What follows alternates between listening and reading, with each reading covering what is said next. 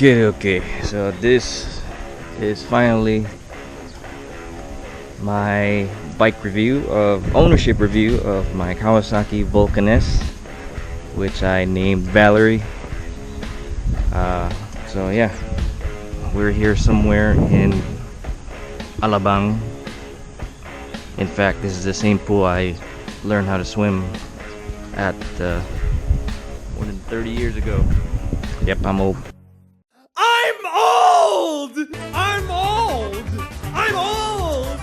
Anyways, back to the bike. Yeah, so this is what you guys have been waiting for, an ownership review of the bike. Here's the look on the front.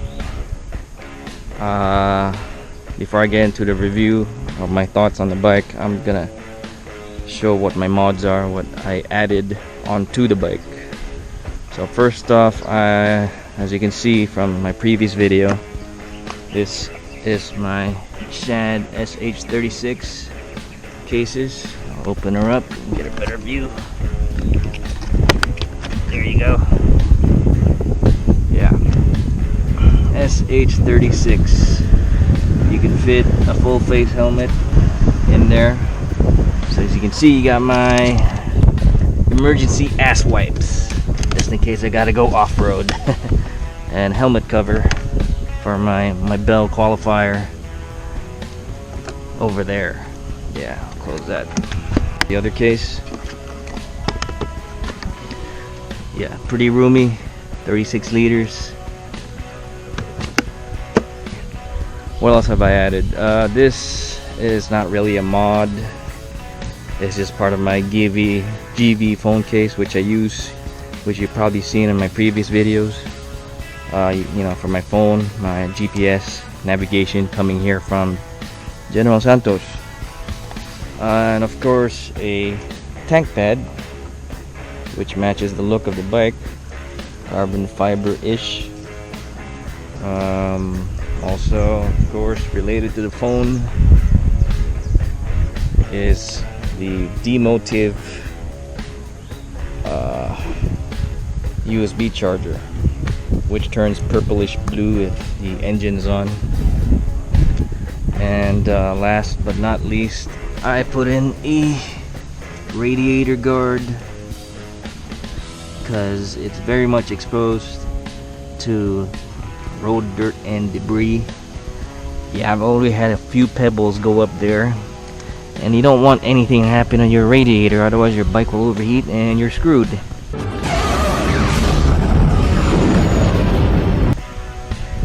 So my thoughts on the bike. I love this bike. Nice easy clutch pull, and she's a modern take at the cruiser genre, if you would. She has the engine of the Ninja 650, so she has a sport bike engine, not the typical V-twin that you would see on other famous cruisers like Harleys, Indians, even the higher, heavier Vulcans. What else can I say about the bike? I love her. I brought her all the way here from Jansan. She's proven to be, good for touring, and the 14-liter tank capacity on this is manageable. This is the matte black color for the Vulcan S 2018 edition, apparently. I got this in October. I have no problems with the color. I like the color, but the thing with matte paints is that they're easily they're prone to scratching easily. I mean, I don't know if you can see any scratches here, but you know, there are little hairline scratches that came from the use of my tank bag. This thing can rip your arms off if you're not careful. The thing with this bike is that it's super torquey. Other motovloggers have actually caught me just taking off from them. I'll probably show and share video footage of from City Revolution during the last meetup with J-Max sausage party.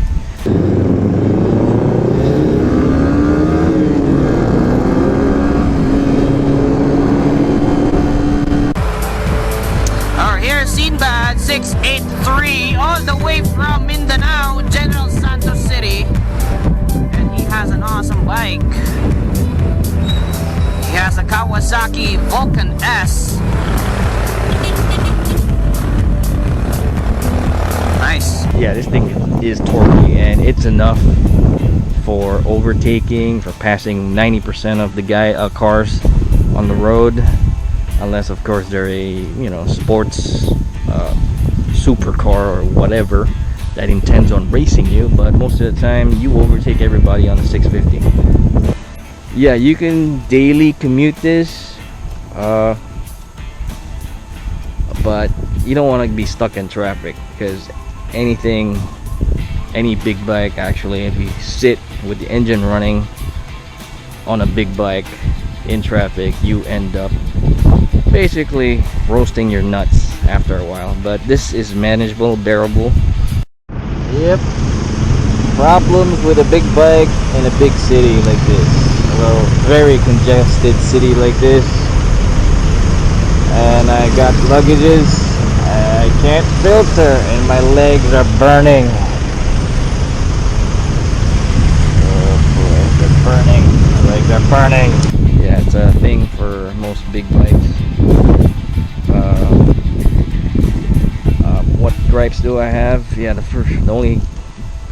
only gripe I have about this bike is that the suspension travel is really short. I had to get her adjusted 2 clicks stiffer so that I don't bounce off up and down on the road, and that's characteristic of every cruiser, actually.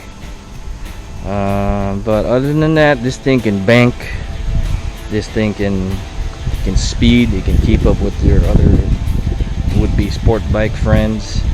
And I have not scraped any foot pegs whatever banking, because it does lean over a lot, more than enough for your, you know, excited rides, excited runs on the curvy roads, twisties, whatnot. Yeah, I don't intend on scraping my pegs, because I care about my bike that much.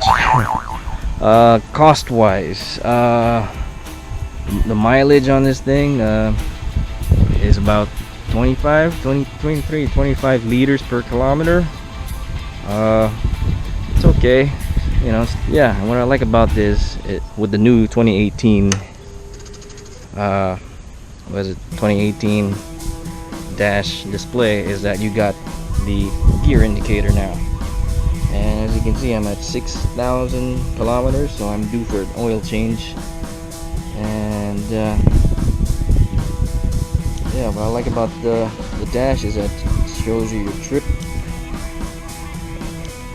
and also will tell you your mileage consumption, gas consumption per kilometers per liter. So I was getting about 23, 25, and up to 29 at one point. On the road, especially if you're going on the, you know, on the expressway or whatever, yeah, the wind blast can get to you. If you're going above 120, I've taken her up to past 160, and man, the wind at that point feels like I'm swimming underwater. I would like to get a windscreen for that, because, you know, the helmet would be dancing in the wind past 120, but it's not a big issue. I mean, it's just more of a comfort, convenience thing, and looks. I wanted to get the Cafe Racer windscreen for this, but here in the Philippines, it'll cost you 35,000 plus pesos. 35,000 plus pesos. For that nice curvy windscreen. So I'm trying to look for one to, you know, give it a different look, more nicer look, and a little bit of wind deflection. Maintenance costs, yes. Oil change, yeah, I'm up for oil change.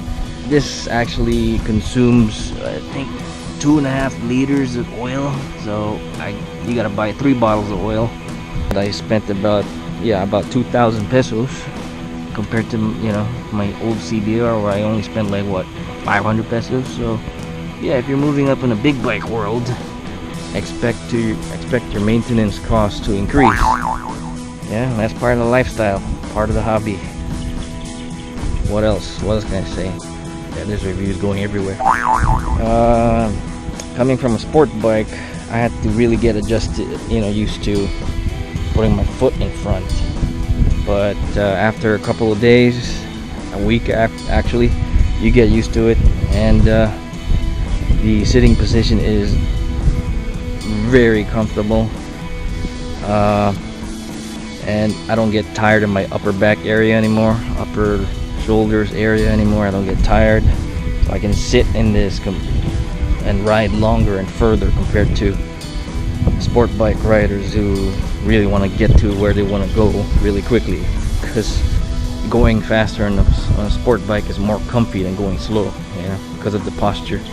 And with the seating position in this, yeah, you're like a clamshell, and after 2 or 3 hours your tailbone starts to hurt, and that's the complaint about this bike, also coming from other riders who owns this bike. So that, yeah, their tailbone starts to hurt after 2 or 3 hours.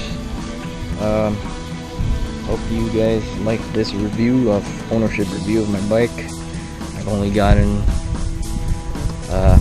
6,000 kilometers out of her, and so far she's been good to me. Yeah. Oh yeah, one more thing. The only bad thing I can think of about this bike, besides the matte paint being easily scratched, is, yeah, cleaning this bike. As you can see, I can't really reach into these areas where there's like all this mud and gunk and all that. So I don't have a power washer, so I need to go find myself a nice proper car wash to get this cleaned. Maybe I'll go today, I don't know. Anyways, that's it. Yeah, have a nice long weekend. It's Holy Week. Have a nice day. Safe ride. Curious to feel it tonight. Wanna see where we can go. 'Cause I've been floating through the gray skies, begging for a little more.